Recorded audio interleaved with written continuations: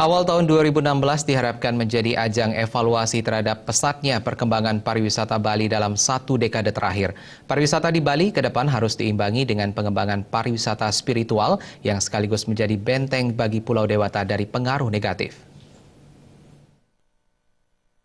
Ketua PHRI Kabupaten Badung Gusti Ngurah Rai Surya Wijaya mengatakan perkembangan pariwisata Bali terutama Bali Selatan sudah sangat pesat. Dalam perjalanannya banyak aspek yang perlu mendapatkan evaluasi, kajian dan perencanaan yang baik. Untuk itu pemerintah, legislatif dan seluruh komponen masyarakat diajak bersama-sama memikirkan pembangunan Bali ke depan. Di satu sisi mereka ada takutnya faktor-faktor X yang menyebabkan Bali ini hancur ke depannya. Tapi saya sudah tekankan kita optimis akan memberikan masukan hasil kajian kita kepada pemerintah khususnya Kabupaten Badung untuk mengambil kebijakan-kebijakan yang tepat sasaran. Sementara pemerhati pariwisata Bali dari sisi spiritualitas Jero Budi Hartawan mengatakan perkembangan pariwisata di Bali harus diimbangi pengembangan pariwisata bernuansa spiritual.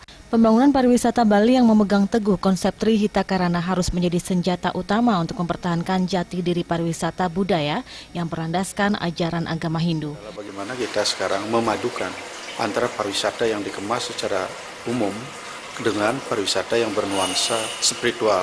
Ini salah satu upaya untuk mempertahankan jati diri Bali secara umum ya.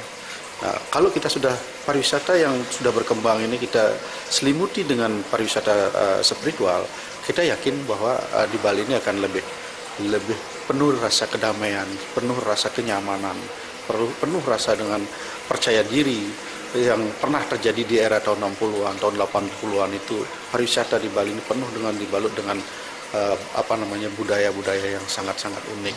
Nah, ini perlu kita pertahankan dan perlu kita tingkatkan melalui budaya pariwisata nasional maupun budaya pariwisata spiritual. Relawan Tri Huluning Jagat Bali ini menambahkan ada 3 hulu suci Bali yang harus dijaga sebagai rohnya Trihita Karana.